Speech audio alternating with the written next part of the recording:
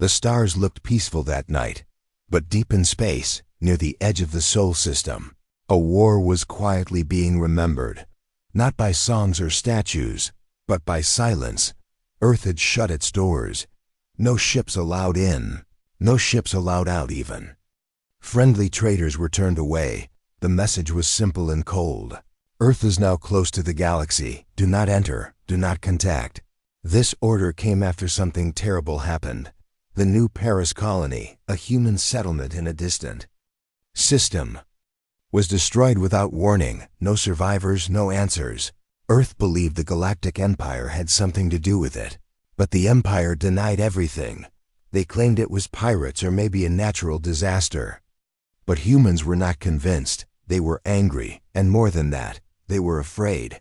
So Earth pulled back, satellites were deactivated, outposts shut down, and embassies recalled. Even the Earth Alliance ships were ordered home, all borders closed. The galaxy watched with confusion.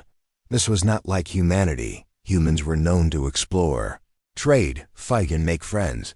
But now they were hiding and building something behind that silence. One small Empire scout ship, curious and bold, tried to approach Earth's system. It never returned. Its last message was static, followed by a single frame, a strange glow in the darkness. Then nothing. The Galactic Council held an emergency meeting. The Empire wanted to send a diplomatic envoy. The Kalari wanted to leave Earth alone, and the Thorns of Blackstone wanted to invade. But no one really understood what Earth was doing. The silence made them uneasy. Why would humans suddenly stop all communication? What were they afraid of, or worse, what were they preparing? Back on Earth, something was happening that the rest of the galaxy could not see. Under the oceans, in the icy mountains, and hidden cities below deserts, humans were working day and night. They were building something huge. Engineers, scientists, and soldiers were kept away from their families. No outside news, no galactic entertainment. Only one focus: get ready. Some whispered that Earth had found something, a signal, buried deep inside the new Paris colony ruins. Not from pirates, not from any known alien race. It was old, too old, and it spoke of something returning, something dark. The President of Earth made only one public appearance. Her face was calm, but her words were cold like steel. She said, "Until we understand the danger, Earth will remain sealed. Any ship crossing our line will be treated as hostile." No. One clapped, no one cheered. The message was set across the stars in all known languages. Then Earth went dark again. For months, space near Earth was quiet. Patrols from the Empire circled from a distance. They sent drones, but none came back. Even their cloaked ships were spotted and warned away by strange pulses of light technology not seen before. Alien spies tried to get close to Earth's moon base. They found only empty stations, booby traps, and an automated voice that repeated, "Go home, you are not welcome." The Empire grew impatient. Some thought Earth had gone mad, others feared Earth had become too powerful, and there were whispers that Earth had built something deep underground, something that could change everything. In a secret chamber beneath Alaska, a man in a black coat stared at a glowing orb. Next to him stood a tall woman with eyes like mirrors. They were not generals or politicians. They were part of something older than the United Nations, something buried in human history. The woman whispered, "They're getting closer," the man replied. "Then they better pray we don't open the doors again." Far out in space, a massive alien fleet received a secret order: enter Earth space, make contact by force if needed. The admiral of that fleet smiled and said, "Let's see what the humans are hiding." But no one was ready for what Earth was about to do next. The Empire didn't like silence. To them, silence meant danger, and Earth had been silent for too long. Months passed with no updates, no trade, no diplomacy, only cold warnings from automated systems circling Earth's border, warnings that said, "Turn around." But the Galactic Empire didn't turn. They were proud. They ruled over more than 50 species and thousands of systems. They were used to obedience. not defiance, and Earth's sudden lockdown was a message they couldn't ignore, a message they refused to accept.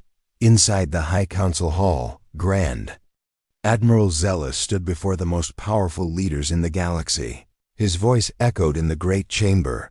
Earth was once open, friendly, even weak, he said. Now it hides behind walls and shadows. He looked around, his red eyes narrowing.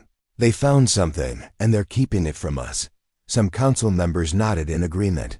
Others whispered that Earth had the right to isolate. But Zealous didn't care. He wanted control. He wanted answers. And he wanted to be the one to get them. Later that day, in a hangar orbiting the star Draxer, a sleek black cruiser powered up. It was called the Whisperfang, a stealth recon vessel. Its mission was simple: fly close to Earth, scan their defenses, return with data. No weapons, no noise, no signal, just shadows and silence. The pilot, an insectoid named Vrelt, was proud to be chosen. He had scanned many systems before and always returned successful. But this time, his claws trembled slightly as he looked at the planet called Earth. It looked peaceful from far away blue. Oceans, green lands, spinning quietly under its moon. But Vrelt had read the reports, the missing ships, the vanished drones, the silence. He swallowed his fear and moved forward. The Whisperfang slipped past the outer warning line. No alarms, no weapons fired. Vrelt smiled to himself. Maybe the humans were bluffing after all. But then, the stars around him changed, not visibly, not physically, but he could feel it. The ship's instruments began to blink strangely. One by one, his systems shut down. He lost control of the engines. Then the scanner, then the lights.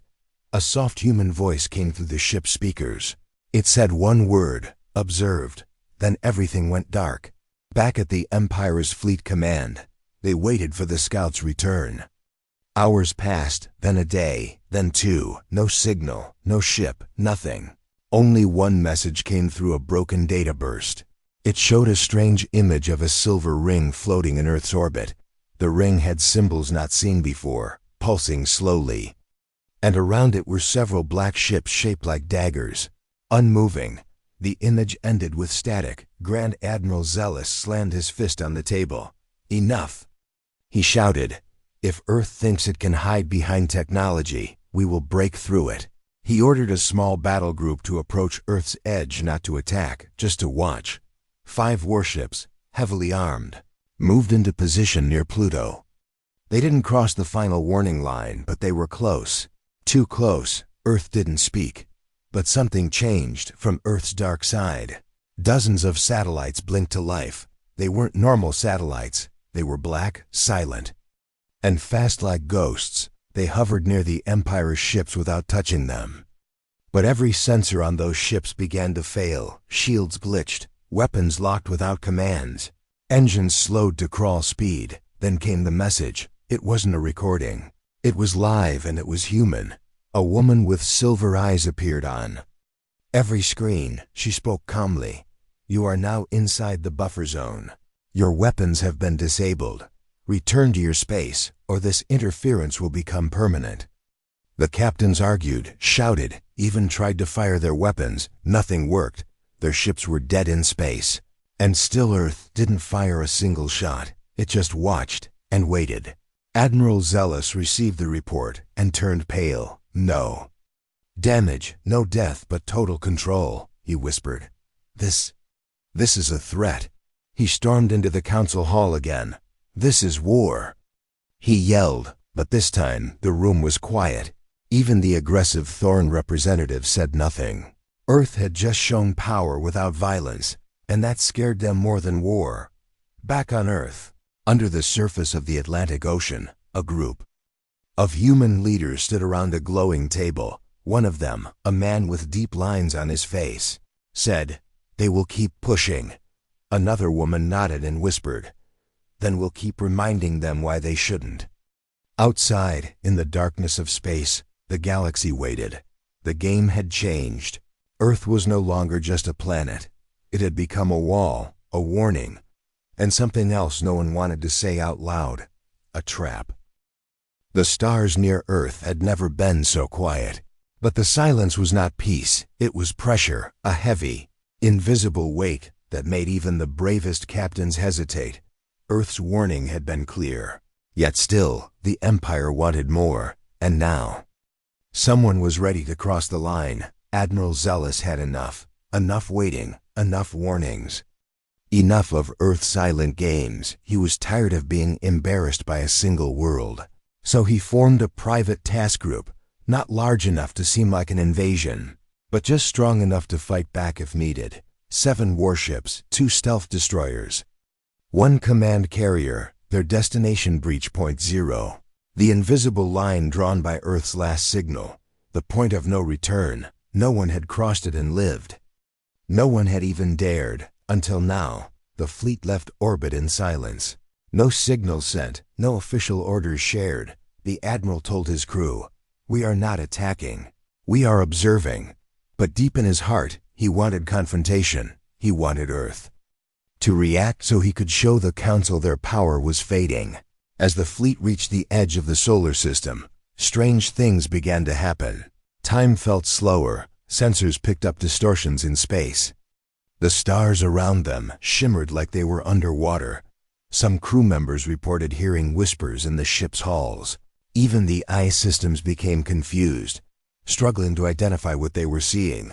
Then they reached it, breach point 0. The space before them looked empty. No ships, no stations, no signs of defense. Admiral Zealous smiled. "See? They're bluffing." He raised his hand and gave the order. "Proceed past the line." The first ship crossed. Nothing happened. The second followed, then the third, all systems normal. Until the 4th ship entered the breach. That's when the sky cracked. A soundless wave of light burst around them. The stars bent, stretched, then vanished for a moment. The 4th ship gone. No explosion, no wreckage, just gone. Like it had never existed. Panic hit the fleet. Pilots shouted. Alarms blared. Voices screamed errors. The Admiral stood frozen. Then, in the center of the black sky, a shape appeared. It wasn't a ship. Not really. It was too big, too silent, too perfect. A dark structure, floating without lights. Its surface reflected nothing, and yet it pulsed like it was alive. It moved without engines, rotating slowly. On its front was a symbol, simple, ancient, human, a circle, with a vertical line cutting through it. The Admiral recognized it. It was Earth's old orbital command emblem, abandoned centuries ago. But now it had returned. And it had changed. A voice filled every ship. No speakers were active, no radios were open. Still, the voice came clear, cold, human. "You were warned. This is the last time. Leave, or you will be erased." The Admiral, still trying to regain control, shouted, "This is illegal. You can't claim open space." But the voice didn't respond. Instead, the floating structure opened. And what came out silenced the galaxy for years to come. 10 ships, shaped like sharp wings and made of unknown metal. They didn't look like anything the Empire had ever seen. They didn't fly, they glided, and around them, gravity itself seemed to bend. The first human ship passed through the fleet without firing. But as it moved, every weapon system on the Empire ship shut down. Energy cores went dark, lights flickered, and shields vanished. They were being unmade, not attacked, just disconnected from reality. One captain begged for retreat. Another tried to power up weapons manually. But it was too late. The ships couldn't move, not from damage, but from control. Earth wasn't fighting, it was disabling them like toys. The Admiral shouted, "Retreat now. All ships fall back." Only 4 ships escaped the breach. The rest floated dead and silent, drifting like empty cans. As they turned back toward open space, one final signal was sent from Earth. No image, no sound, just one word. Enough. The surviving crew returned to the Empire shaken and silent. They had seen power without war. They had seen weapons without violence. And they had seen a version of Earth the galaxy had never imagined. The Council met again, and this time no one shouted. No one demanded invasion. Because Earth had shown something far more dangerous than aggression. It had shown control. Now, the question echoed through every system. What was Earth protecting inside its walls? And what would happen if it ever opened them again? For weeks, the galaxy whispered about the ships that vanished, about the admiral who dared to cross the line, and about the silent power that Earth had revealed. No weapons were fired, yet entire fleets had been stopped. The message was clear. Earth was no longer playing by the galaxy's rules. It was writing its own in the Empire's central communications hub. Experts tried to decode Earth's last signal. Just one word, enough. But behind that one word was a question. Enough of what? Enough warnings? Enough mistakes? Or enough patience? The Empire grew restless again. They couldn't send more ships, not after the loss at Breach Point Zero. But they needed to know more. What was Earth hiding? What was it afraid of? Or worse, what was it preparing for? Then one day, every screen across the galaxy went black. No matter the planet, system, or station, whether Empire, Neutral Zone, or Pirate hideout, screens froze, then turned to white. And then a face appeared. A human face. But not just any human. She had no rank pins, no flag behind her. Only silver eyes that glowed softly in the white background. She wasn't smiling, and she didn't blink. She spoke slowly, her voice calm, almost emotionless. This is Earth. We have observed your actions. We have measured your threats. And we now offer one truth and one choice. The galaxy listened in silence. Warriors stopped training. Children stopped playing. Even the pirates turned down their music. The new Paris colony was not destroyed by any known force, she said. We recovered a signal deep within the ruins. It was not from your empire, nor from any species you know. It came from something outside this galaxy. Gasps filled rooms across the stars. She continued, we believe this signal is a warning, or perhaps a key. Earth has chosen isolation to prepare, to study, to build. We are not at war with you, but we will not allow your presence near our system. Some thought she was bluffing. Others saw her face and believed every word. She raised her hand slightly, and the screen behind her changed. It showed a star map, millions of dots blinking across space. Then she zoomed in on a dark, empty area beyond the known edge. A red pulse appeared there, slow, deep, and steady. This is where the signal came from, she said, and it is moving. A low hum played under her voice now, like a heartbeat growing louder. We have seen this pattern before, she whispered.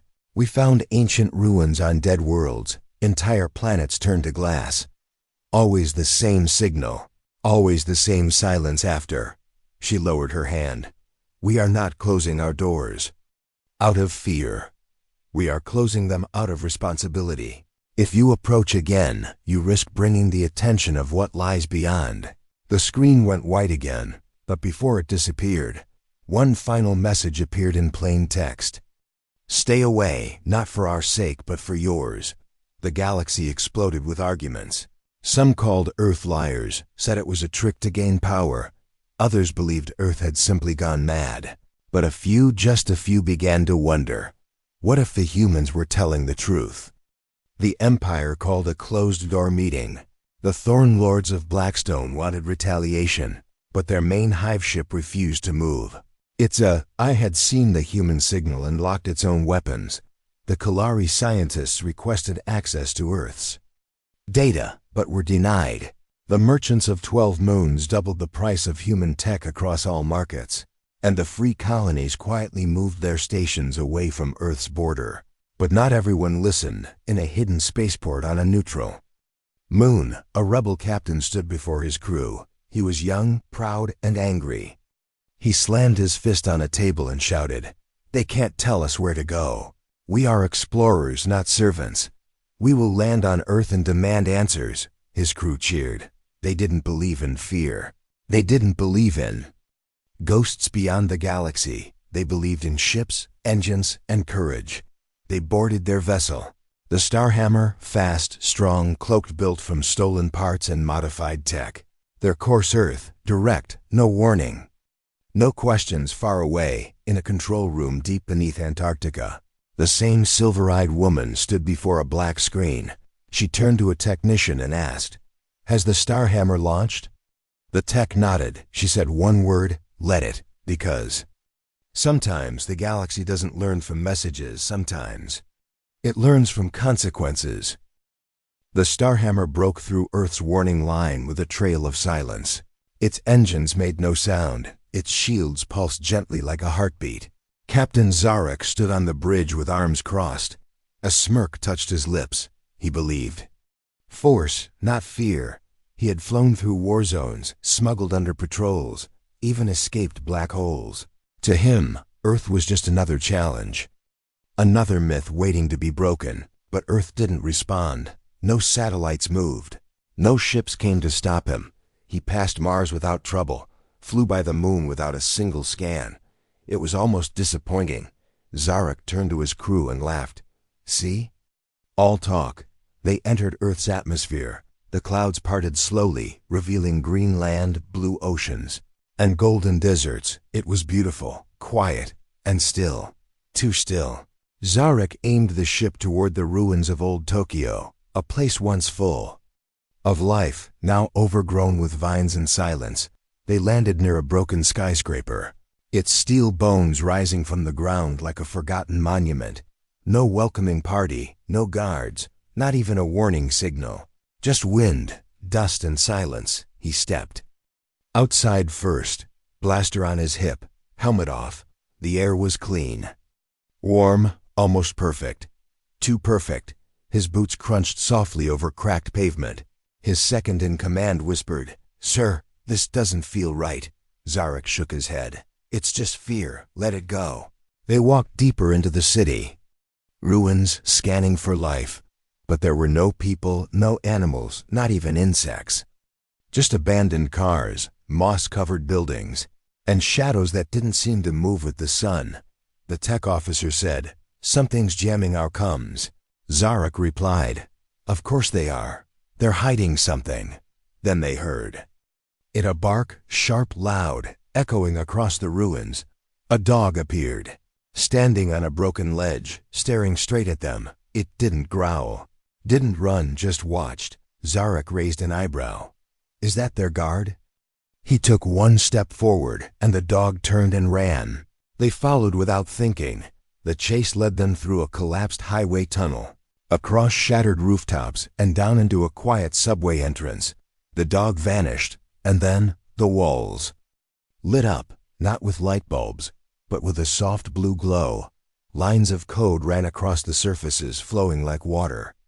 It wasn't abandoned. It was alive before anyone could react.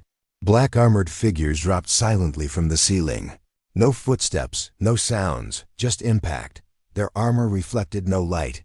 Their helmets showed no face. They moved fast, surrounding Zarek and his team in seconds. One of the soldiers stepped forward and held up a small device. It beeped, scanned the intruders, then turned green. Zarek opened his mouth to speak, but the soldier raised a finger-silent command. Suddenly, everything went black. When Zarek woke up, he was lying in a white room. The air smelled like snow. The floor was too clean. There were no windows. Just soft lights on the ceiling. A single chair sat across from him, and in it a man. He looked human, but wrong. His skin was pale like moonlight. His eyes dark and deep like a well with no bottom. He wore no uniform, no badge, just a plain gray suit. He spoke softly. "Welcome to Earth." Zarek sat up slowly. "Where's my crew?" "They are safe," the man replied. "But you are the one we wanted to talk to." Zarek narrowed his eyes. "Why?" The man leaned forward, folding his hands. "Because you didn't believe. You needed to see. And now you're here." Zarek frowned. "See what?" The man stood, walked to the wall, and touched it. The white surface rippled like water and became a screen. It showed an object moving in deep space. Black, massive, and pulsing with strange red lights. That is what destroyed New Paris. The man said, Not pirates, not the Empire, not war. That is what's coming. Zarek stared at the image, feeling a chill crawl down his spine. It wasn't a ship, it was something else. Something alive, something watching. The man turned to him again. "We don't want war with the galaxy," he said, "but we can't afford your presence here. You bring noise and the thing beyond." "It hears noise." Zarek didn't speak. He just nodded, slowly. For the first time in his life, he was scared. The man walked toward the door. "You will be taken back to your ship, but this time you will carry a message," Zarek asked. "What message?" The man paused, then said, "Tell them Earth is not afraid, but they should be." Outside, the dog waited near the ship, its eyes glowing faintly in the dark. Asterisk deep under the frozen surface of Antarctica. Machines hummed in silence. This was Earth's true command center, not in the sky. Not in orbit hidden beneath the ice. Here, human leaders, scientists, and machines worked together as one mind. And above them, the galaxy had no idea what was growing below. Zarek was gone now. His ship had returned to orbit, but inside his mind, something had changed. He couldn't forget the image he saw, the thing drifting beyond the stars. It wasn't just a threat, it was a promise. A slow storm crawling toward everything alive. Meanwhile, on Earth, the woman with silver eyes stood before a circle of advisors. They were not all politicians or generals. Some wore lab coats, some wore robes, and one wore armor with no flag. She placed her hand on the glowing table and said, "They saw it. They know it's real now." The others remained silent. Then the old man in the corner spoke. "They will talk. But the Empire never listens." The armored woman nodded. "Then let them come. We're ready." No one in the room disagreed, because they had seen what lay beneath Earth, not just technology, but transformation. While the galaxy had laughed at humans, called them reckless and emotional, Earth had been changing, not just building ships, but unlocking knowledge older than time. It started years ago, when a signal was found under the ruins of New Paris Colony, a signal buried in the rock, hidden by time. It didn't come from above, it came from below. The signal carried data maps, warnings, equations. It spoke of a force, ancient and endless, one that destroys light, not by violence, but by feeding on awareness. It came not for war, but for silence. And every time someone tried to study it, the signal changed them. At first, Earth tried to share the discovery, but the Council ignored the warnings. Some called it superstition, others called it a human trick. So Earth did what it had always done best: survive alone. In the hidden research facility, known only as Core 1, the brightest minds of Earth worked without sleep. They developed weapons that bent light, ships that could move without engines, AI that could think in ways no machine had before. And most important, they built the Echo Gate. The Echo Gate was not a weapon, it was a shield, a massive ring orbiting the far side of the moon, invisible to normal sensors. Its purpose to block all deep space signals that could awaken what lay beyond the dark. But it came with a cost. Earth had to remain silent, had to stay isolated. No more trade, no more exploration, no more friendly visits, because every signal was a risk. Every voice in the void could be heard by the thing they called the listener. The listener was not a being, not in the way the galaxy understood. It was a hunger, a shape that formed only when it was observed, a thought that ate other thoughts, and it was coming closer with every message, every scan, every war cry in the stars. Back in the command center, the AI known as Lux spoke, its voice smooth, neutral, filled with ancient patience. Projected arrival of foreign anomaly in 952 days. Signal strength increasing. Echo Gate holding at 90%. The woman with silver eyes sighed. "Not enough," she whispered. She turned to the Council. "We need more time. We need the galaxy to stay quiet longer." But time was the one thing Earth didn't have, because even now, another probe launched by the Empire crossed into forbidden space. Even now, merchants sold stolen Earth tech across black markets. And even now, rebel ships broadcast loud, desperate signals into deep space. They had not listened. And the listener was listening more closely every day in the deep labs of Core 1. A new project was underway, the Black Seed, a weapon of last resort, not to destroy the listener, but to erase the memory of Earth itself, a device that could wipe the existence of a planet from the minds of every species. One push, and humanity would vanish not just in body, but in thought. No songs, no stories, no names, only silence, perfect and clean. It was a terrible choice, but Earth was ready to make it, because sometimes survival means more than life. It means legacy, and humanity's legacy would never be slavery to fear, outside, under the blue sky and white clouds. The world looked normal. Children played in hidden towns. Farmers grew food in underground towers. Old books were still read, and music still filled quiet rooms. Because humans were not just warriors, they were dreamers, and they believed that if they endured just a little longer, they could show the galaxy something it had forgotten: hope. It began with silence, not the silence of peace, but the silence before something awful. Across deep space, observatories lost contact with their furthest probes. One by one, the stars beyond the edge stopped responding. Then came the light, strange, red and pulsing like a dying heart. But it wasn't just light, it was a message, a presence. It was the listener, and it had arrived. The echo gate screamed first. A low vibration shot through Earth's moon, like a drumbeat from beyond reality. Inside the control room beneath Antarctica, alarms turned red. The silver-eyed woman stood up quickly. Lux, the AI, spoke without pause. Object has breached null space. Location outer orbit. The council stood in silence. Then one man asked the question no one wanted to answer. Is it observing us? Lux replied, it sees everything above Earth. The sky tore open, not physically, but to those watching, it was as if reality peeled back like skin. A shape emerged, massive and dark. It had no engines, no wings, no weapons. It simply existed. Its body pulsed with red veins, and its edges flickered like unfinished thoughts. Ships nearby went dead without warning. Satellites turned to glass. Even light seemed to slow near it. The listener had come, not with fleets, not with armies, but with silence so deep it drowned entire systems. Across the galaxy, panic exploded. The Empire launched emergency fleets. Religious orders called it a god.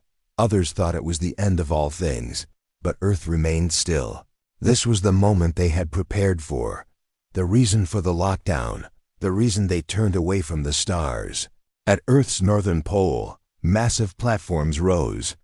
From under the ice, energy lines lit the frozen sea, forming symbols older than written language. In orbit, hidden ships that had never moved now came alive. The vanguard of silence, the midnight shepherd, and the pale flame.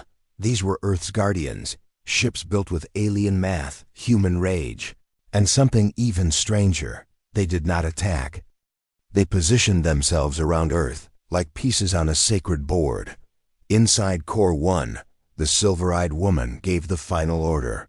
Begin the echo reversal. The echo gate, now shaking from the presence of the listener, started to spin. It pulled in sound, light, thoughts, anything that moved across the void. And then, it pushed outward, a pulse like a whisper. Not to hurt, not to destroy, but to unmake the connection. The listener paused. For the first time, the stars around it dimmed. It had been heard, and now, Earth whispered back no. The shape trembled, its edges flaring like fire underwater. It tried to push forward, but the vanguard ships began to glow, each one releasing a counter-vibration. Not music, not code, but memory. They played Earth's oldest songs. Children laughing, birds singing, waves crashing on old forgotten shores. Memories that had no meaning to machines, but meant everything to humans. The listener moved again, faster now, its hunger rising, and then the final protocol was triggered. The Black Seed activated, not to destroy the listener, but to destroy Earth's connection to everything else.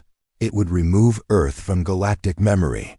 It would cut humanity out of the universe's story, if they couldn't survive at least. They wouldn't lead the enemy to their rest. Inside the countdown room, a child's voice filled the air. A pre-recorded message. "My name is Eli," it said. "And if you're hearing this, we tried. We tried to be kind, we tried to protect you. Maybe we weren't perfect, but we didn't deserve to be forgotten." The countdown reached 0. The black seed pulsed, but something happened. The listener stopped. Its shape flickered, faded, like it had heard the boy's voice. Then it began to retreat, not out of fear, but as if curious, as if for the first time, it recognized something not to consume, but to watch. The black seed shut down. The echo gate dimmed. The sky cleared. The council sat in shock. Earth had not fired a single shot. It had fought with memory, with silence, with humanity itself, and the thing beyond the galaxy had listened. The Empire's ships watched from afar, afraid to approach, afraid to speak. They now understood that Earth had faced something the rest of the galaxy never dared to imagine, and one not with power, but with purpose, back on Earth. The silver-eyed woman stepped outside. Snow fell quietly. She looked up at the stars and whispered, "Let them remember who we are." The door to Earth remained closed, but now the galaxy finally understood why. Because sometimes the strongest defense is not a wall, it is the will to stand alone for everyone else.